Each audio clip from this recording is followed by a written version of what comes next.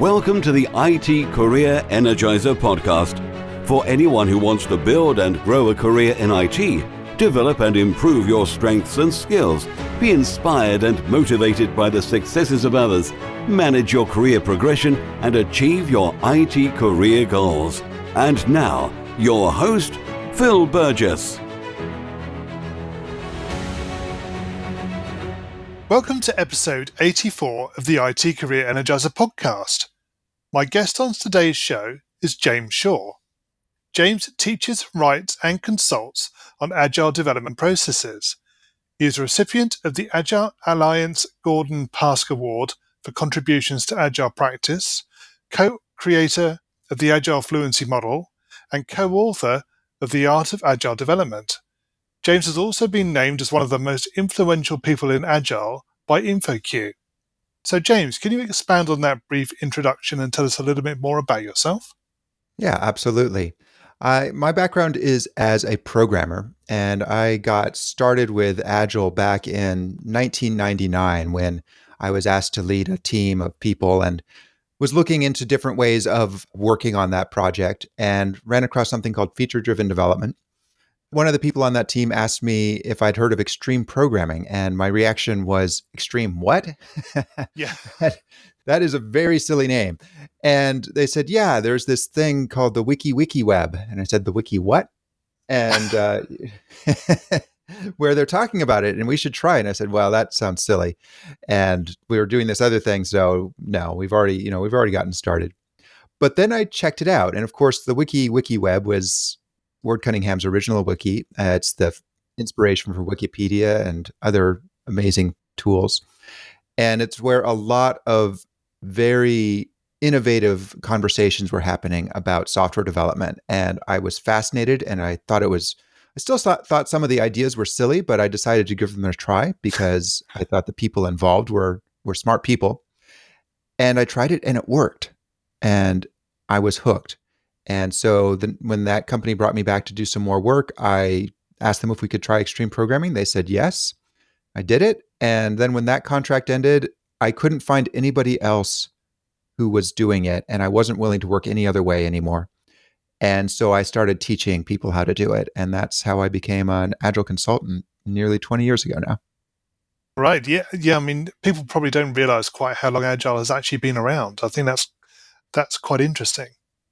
Yeah, it's been around for about 20 years, 21 years, depending on how you look at it. But I'd say it hasn't really been in the mainstream for that long. I'd say it really hit the mainstream around 2005, 2006, maybe in the last 10 to 15 years or so.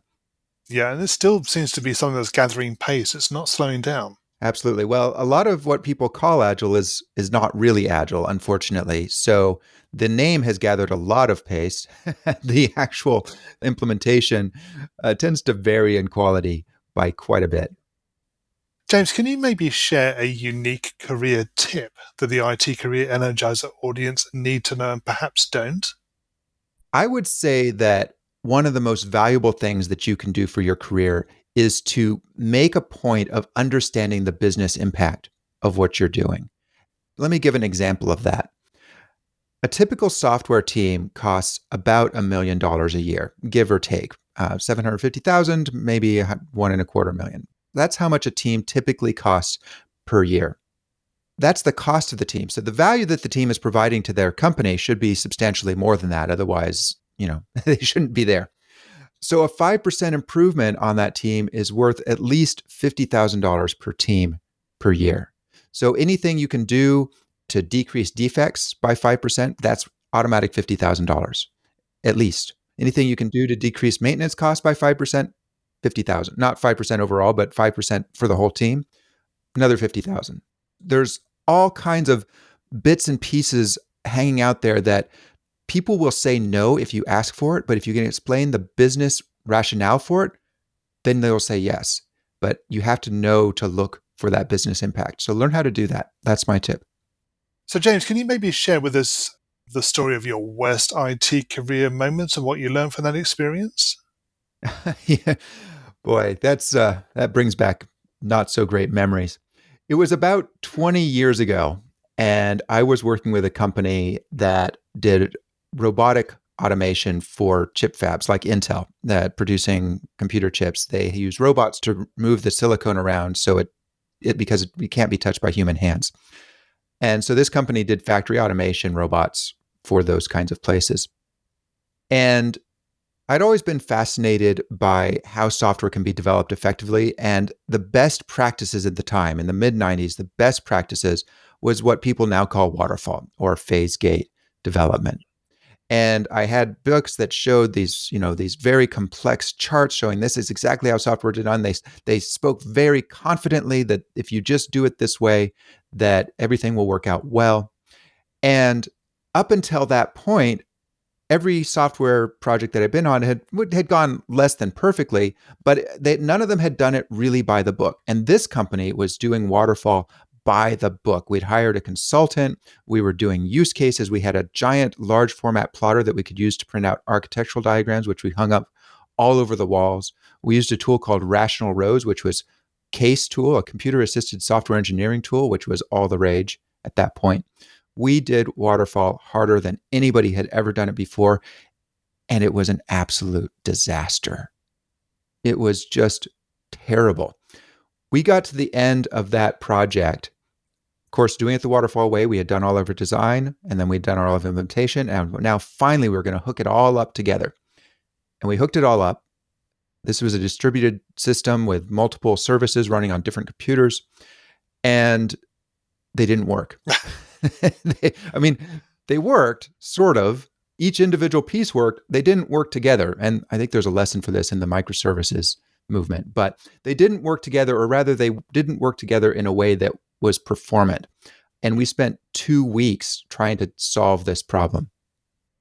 The personalities on that project, everybody was stressed out. People would yell at each other. It was quite simply the worst project I'd ever been on. And that was the project made me realize that all these books that were written with such confidence, I suspect that nobody who wrote those books had ever actually done it the way they were writing you should do it. Yeah, it does make me wonder if the way what we now term waterfall sort of evolved from maybe more of an engineering perspective, and we just tried to apply that to something else we consider to be similar. I think it's reflective of the fact that this is such a new industry still. Absolutely. Well, back at that point, there was a lot of what I would call career envy. And all the software developers, they just didn't feel like they were really professional. And it would be better if it was like architecture or construction or engineering. And so they tried to emulate these other fields, which have completely different constraints than we do. Yes, absolutely. The original paper that sort of diagrams waterfall, I think it was by Rourke, perhaps, it uses it as a straw man to say, of course you would never do it this way. Yes. It actually says what you should do is loop back and iterate as you go, because you can't possibly predict everything in advance. But the simplistic, easy idea that we could figure out all of our requirements in advance and then lock them down and figure out all our design and do everything in advance and lock it down and never check it until the very end, with something called the validation V, which was also a disaster. I remember that one. Yes. Yeah. I mean, it says the biggest decisions have to be checked at the very, very end. Yep. And wow, that was not a good idea. So moving away from your worst IT career moment, can you maybe tell us about your IT career highlight or greatest success? One that I'm proud of, a couple of years ago. So I work as an Agile software development consultant now, and I'm part of the Agile Fluency project. And a couple of years ago, I was hired by a startup that had been really successful, grown quite a bit, gone public, and they had 40 teams, and they were experiencing growing pains. So they had poor visibility into what their teams were working on, and everything was taking forever because there was a lot of dependencies between teams. In order to get anything done, teams would have to wait on other teams who would wait on other teams. They estimated that they were seeing delays of 70 to 80% of their lead time. So lead time is the time from when you start working on something to when you deliver it in a completed state. They were estimating that 70 to 80% of that time was just waiting for other people to give them stuff due to delays of some sort. And they thought that they could reduce it down to 30% delay, which would mean that a project that was taking them 100 days would now take 43 days, which is a nice improvement. Yeah. So we got into that, and I did some value stream mapping to see where the actual delay was in their project. And it was amazing. It was something like 95% delay. I don't remember the details off the top of my head now, but one of the projects we mapped out, I think it was 3 months of work or 3 months of time to deliver, 3 months of lead time. And, there was 2 days of work and then several weeks of delay and then another couple of days and maybe only a couple of weeks of work or maybe even 3 or 4 days of work in that entire 3 month period. So about 95% delay because there were so many projects being worked on in parallel to try to deal with the fact that there was a lot of delay, which even introduced more delays. Yes. Yeah. Because of a bit of a vicious cycle, doesn't it? It does, because when you've got delay, you've got to choose something else, but now you're multitasking and that's really terrible for focus and people are waiting for you. So that compounds. So we focused them down to work on one minimum marketable feature at a time. A minimum marketable feature is the smallest thing that you can ship that has value, or the smallest thing that has value to the company in some way. Shipping isn't the only way that brings value. And we also organized the teams to minimize the cross-team dependencies. So teams could be autonomous and solve problems themselves, or if they couldn't solve problems themselves, the job of the teams they were depending on was to create autonomy in their client teams, so that it was never a situation where you had to ask for something and wait for them to deliver it before you could finish your work. And so we went from 95% delay. For most teams, we got it down to 0 delay, no delay at all. And they're able to take on an MMF, work on it, deliver it. They just focus on that until it's done. And most MMFs are completed in a week or two. And yeah, I'm really happy with that result. And they also have much better visibility into their work now. Sure. I mean, that must have been quite a cultural change for them. And the way they think, the mindset must have been something completely different. So that's quick change. Well, it took us about the 1 or 2 weeks is how long it takes them now, but it was a lot of work. We've probably spent 4 or 5 months on preparing the organization. You're right. It's a big cultural mindset change, and making that sort of change requires making sure that everybody's involved and understands how they benefit from this change. And then even then, after I was done, it took them probably another 6 months after that for it to really shake out. And it's only now a couple of years later that they're really ready to take on the next big thing in terms of organizational changes. So, James, what excites you about the future of the IT industry and careers in IT? Well, you've probably heard people say that software is eating the world, and that is exciting because it's a growth industry. As a software developer, there will always be a place for you. There's all kinds of cutting edge startups, but not just that. There's established firms, and every single company of any size whatsoever needs software. Anybody that's larger than tiny needs custom software. So there's lots and lots of stuff to do, lots of options out there. But even better than that is it's a young industry. It's open to new ideas and ways of working. We talked about how Agile barely existed 20 years ago. Yeah. The known best practices at the time was waterfall, which is basically the exact opposite of Agile.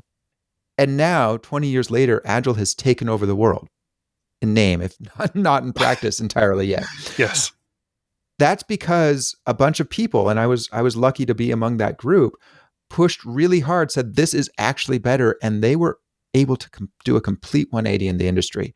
That is something that would be really hard to do in a more established industry. So it's a young industry in terms of its mindset. It's open to new ideas and ways of working, and there's a lot of opportunity there and a lot of exciting opportunities for people who have exciting new ideas to pursue them and succeed with them. Yes, as you say, I think there's always something else coming. And of course, there'll probably be some new delivery methodology that will come along and supersede Agile in the future. Yeah, absolutely. I mean, the downside of this is that you do have, especially in communities like the JavaScript community, sort of the shiny object syndrome where people pick something up for 3 months, then put it down and pick up the next thing.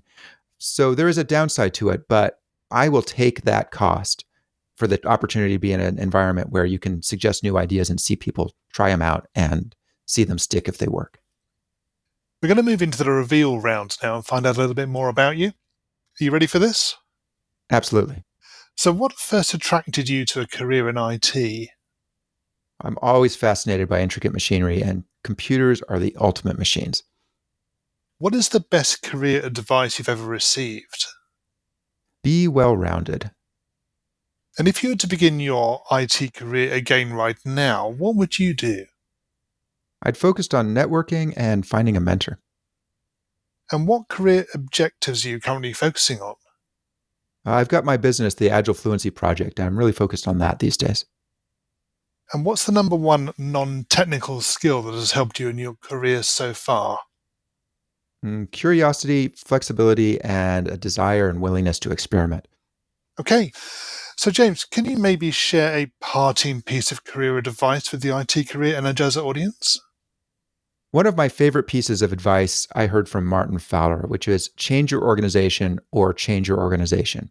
And what he meant by that is if you're working in a place that's not allowing you to do your best work, change your organization from within. But if you can't do that, and a lot of bigger organizations, it's hard, then change your organization by moving on to a place where you can. But don't put up with mediocrity. Don't put up with a lousy work environment just because it's got a great salary or high, or it's good for your resume. Look for places that you can do great work and feel proud of your work and enjoy the people you're working with. And finally, what's the best way we can find out more about you and connect with you? Most of my work these days is on the Agile Fluency Project at agilefluency.org. You can also find my blog and some of my personal writings about technology on my personal website, which is jamesshore.com. I also want to suggest for anybody who's interested in Agile and learning more about how Agile can really be better than slapping a name on the door, to check out the Agile Fluency white paper, which you can find on Martin Fowler's website. But the easiest way to get there is to go to agilefluency.org, scroll down and find the Read the White Paper link. James, thank you so much for joining me on the podcast today. It's been great chatting with you. Thanks very much. As always, my thanks go to my guest on today's show. You'll find a show notes page for today's episode on the IT Career Energizer website, which will be itcareerenergizer.com/e and then the number of today's episode. I also want to thank you for your continued support. It's always great to hear from listeners, particularly when they have suggestions about potential guests or ways to improve the show. And this was one of the reasons for creating the new IT Career Energizer Community Facebook group. I'm really excited about taking the podcast forward, and I hope that you'll continue to support and listen to the show as it continues to change and evolve. Thanks for listening, and remember, if you're not growing your career, you're slowing your career. Thanks for listening to the IT Career Energizer podcast. To find out more about building a successful career in IT, visit itcareerenergizer.com.